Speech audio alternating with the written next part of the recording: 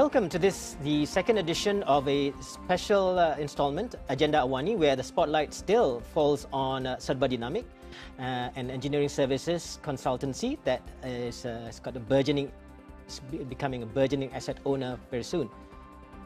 With us today is Ron Anderson, whose business card says Group Advisor, Serba Dinamik, who hails from the Emerald Isles, Ireland, but who has built a long-standing association and engineering consulting business in these various parts of the world and is now firmly in the Serba Dinamik fold. Maybe, Ron, you could begin by telling us a bit about your professional and personal roots and how you've come to be part of the Serba Dinamik family.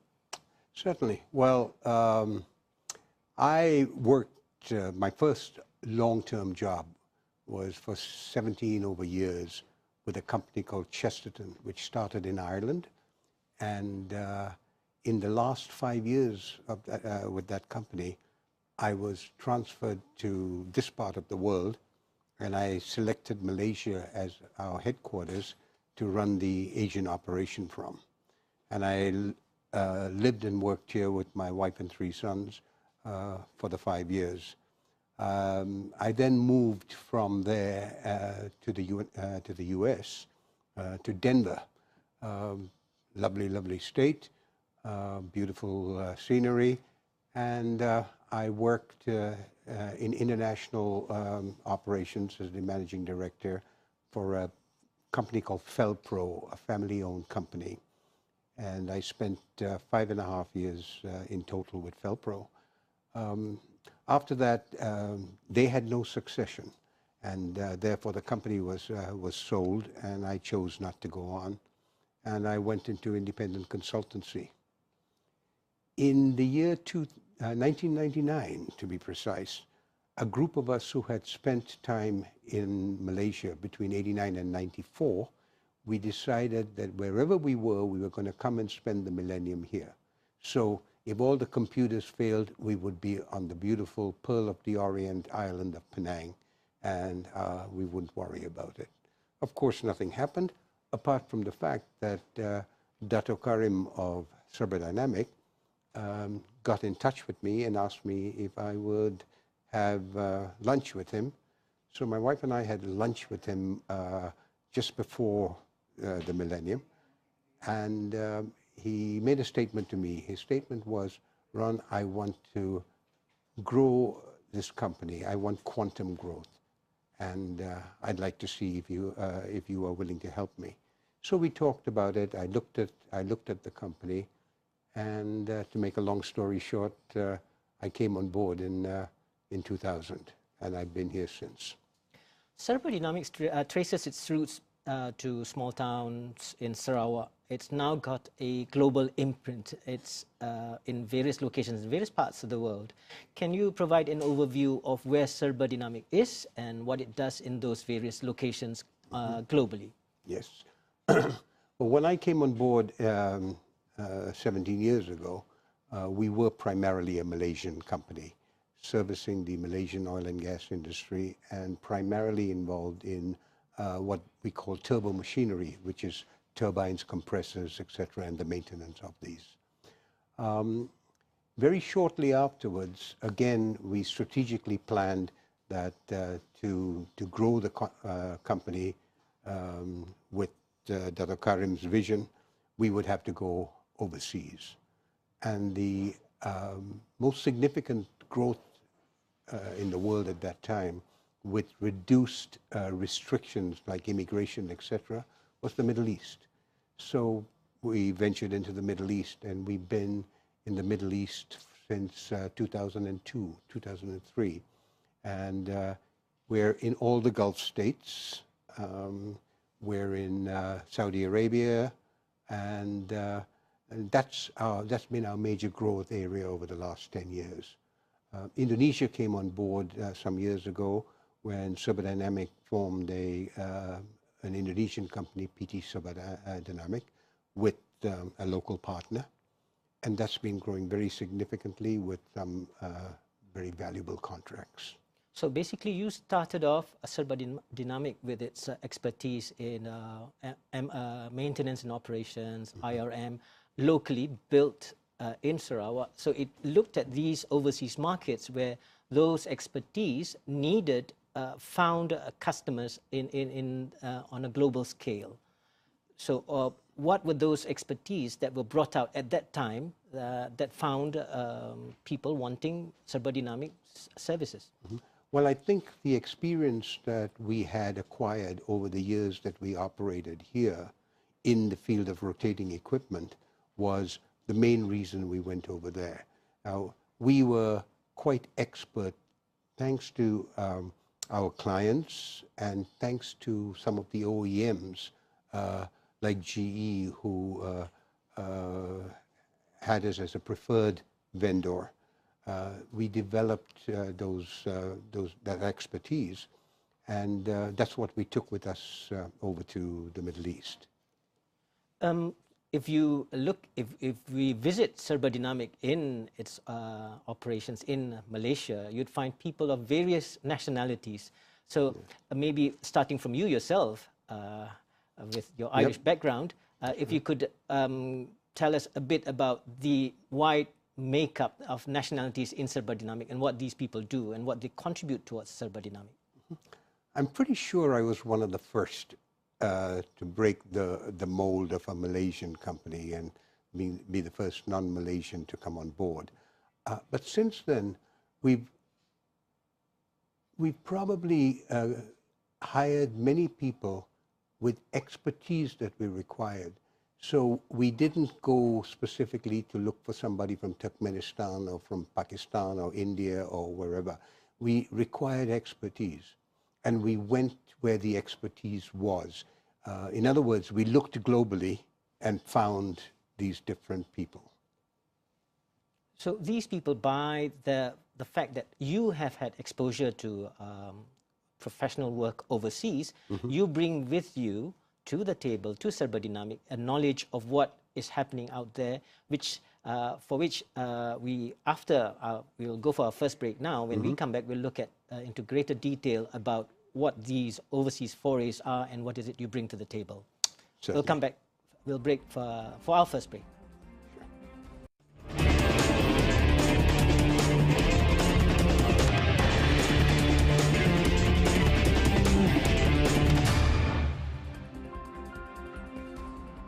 Welcome back.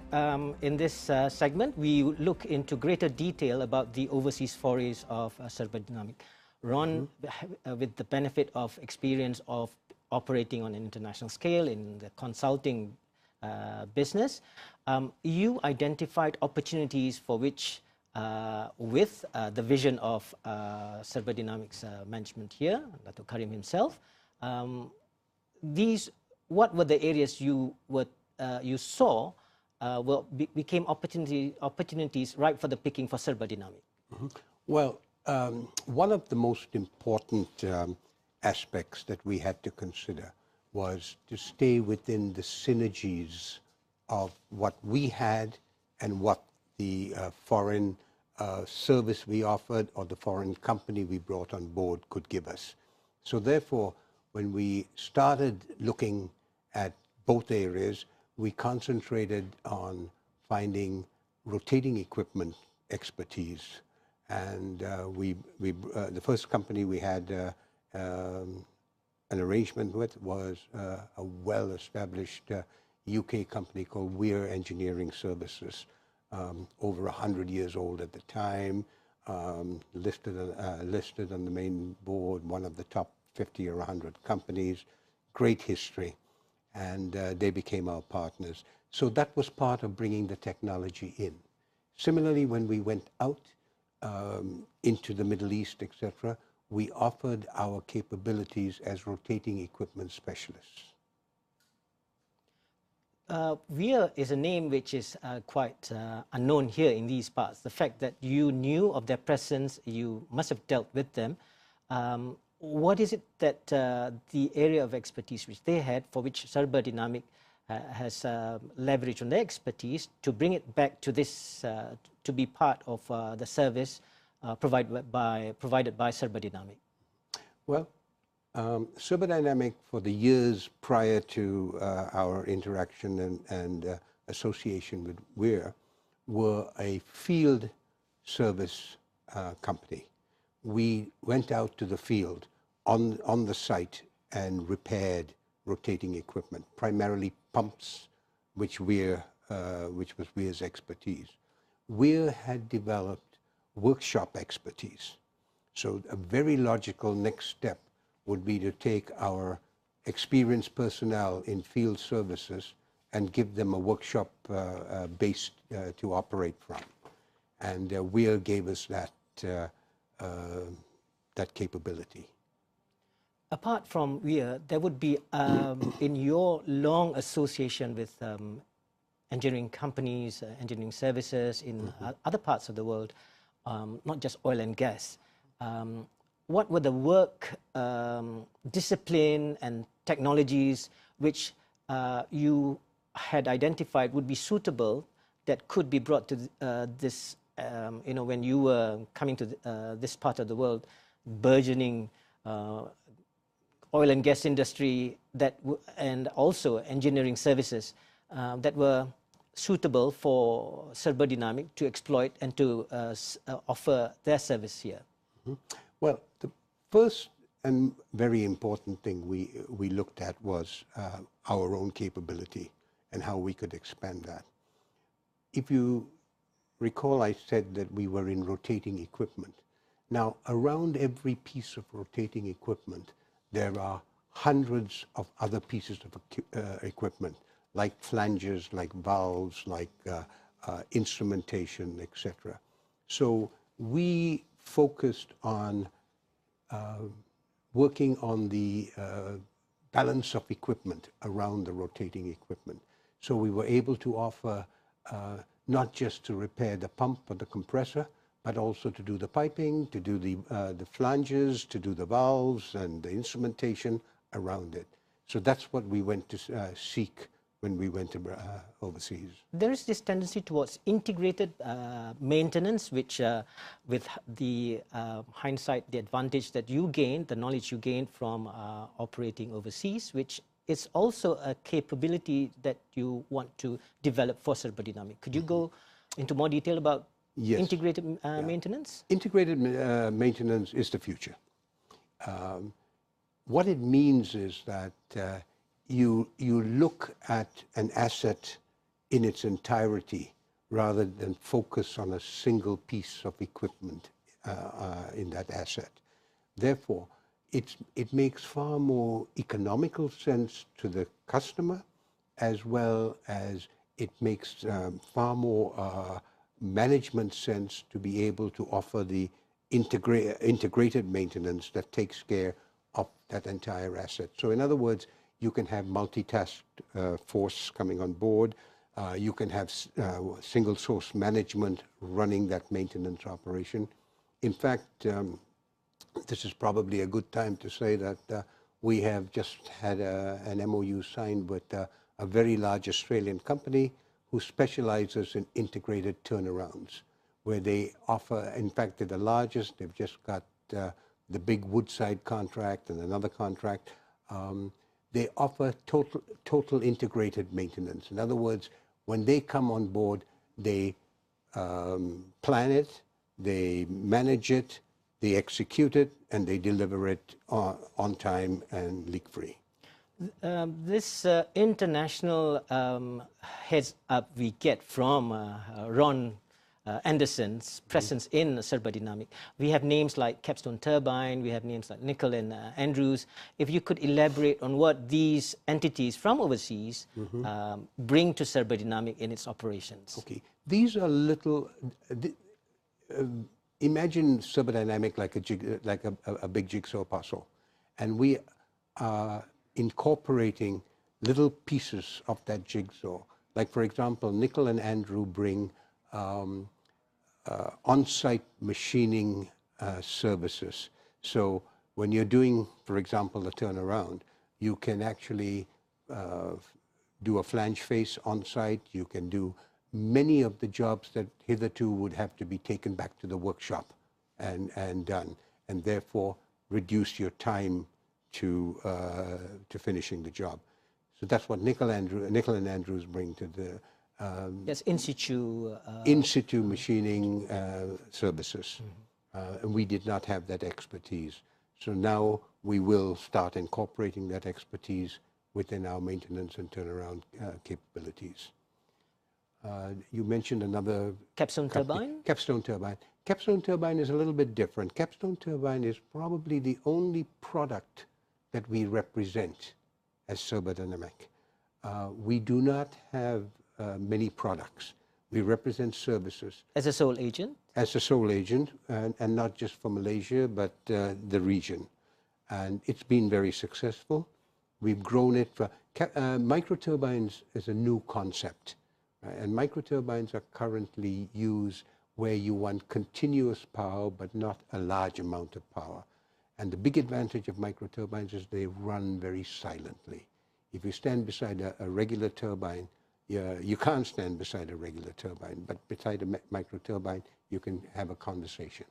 I think we are getting a bit ahead of ourselves here because I'd like to reserve looking into the future for the next segment. We go for our final break. When we come back, we'll let you do some crystal ball grazing. All right, I'll do that.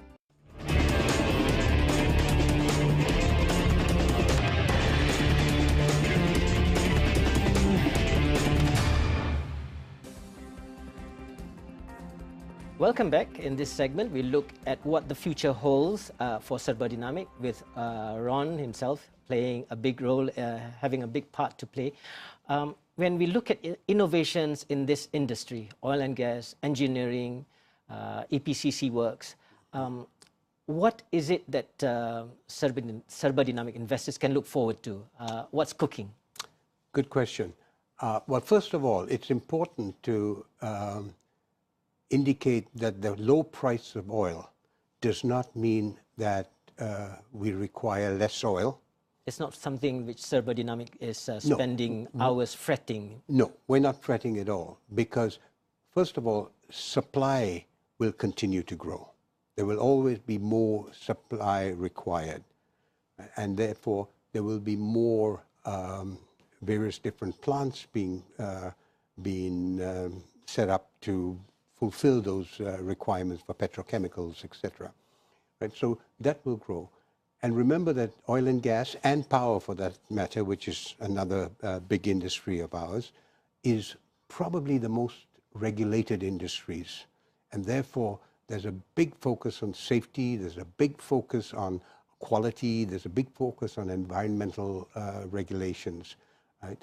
Serba will continue to upgrade our services to meet all of those requirements. But if you ask me to look into the crystal ball, then my crystal ball tells me that the future, and the very near future, will be the machine telling us when it's going to fail and when it requires maintenance. This is what's happening today with artificial intelligence and big data. Yes. Very, very, very, very substantial. In fact, it's already playing a huge role in exploration and production. The next step is into maintenance. Predictive maintenance is the way of the future. Which is a natural progression for Serba Dinamik, isn't it? Which is a natural progression, and we've already started. When you started 2 decades ago, you were saying you were providing labor rather than expertise. So what will happen from now on is the next 20 years of Serba Dinamik's evolution would leverage on big data, on IoT. That's right. While at the same time, while we're looking into the future, we must not forget present-day realities, geopolitical realities. In Qatar, for instance, we know what's happening there, but it is not something that investors should be worried about. If you could reassure investors what is happening in Qatar is not a big factor. First of all, I think the Qatar issue has developed politically, and it will resolve itself. I'm very, very certain of that. But from Serba Dinamik's point of view, first of all, we are already in Qatar and we play a very important role in Qatar. That's an advantage. We visualize that the next 6 months in Qatar will be better for us than the same time last year, simply because there are more opportunities with a few less players there. So we're not concerned about the Qatar issue. Qatar's oil and gas, which represents 60% of their total production, is very much the economy of the country. So that won't slow down. That won't slow down, and therefore the work will still be there. And I personally think we'll have a better opportunity. That there'll be less players out there. Fact remains, more than 50% of your revenues are from overseas returns, that income from overseas operations. There is only so much one can do to shield oneself from geopolitical realities. Very much. But in this particular case, you have shown resilience, you have shown confidence that whatever happens in Qatar, there are other parts of the world. There will be opportunities that would be created from the political realities. That you were saying that there would be players who would have to move out, and that is where Serba Dinamik would come in. Can you elaborate on how that well, works? well, first of all, they have this saying, every cloud has a silver lining. And we don't want it to be too cloudy, though. No, indeed. But we're looking at this silver lining, and at the moment we're probably spending more dollars in strengthening our position within Qatar, so that we can take the opportunity to get these suddenly appearing contracts. And we feel confident that it's not that the players don't want to be there. It's that the players come from the countries that are in disagreement with Qatar. So they will be prevented from being there. And a lot of even the European and American companies, a lot of them are headquartered in the likes of Dubai, Bahrain, etc. And therefore, they will have difficulty. We have a Qatari company. We have a Qatari company, and therefore we are considered a Qatari company. And that will be the benefit we will have. Alas, I think with the few minutes we have left, if you could sum up the fact that Serba Dinamik, from small roots in Sarawak, it's got a global imprint now. There's so much more to look forward to, despite depressed oil and gas prices. You are moving into owning assets. What final parting words you can give to investors that stay on with Serba Dinamik?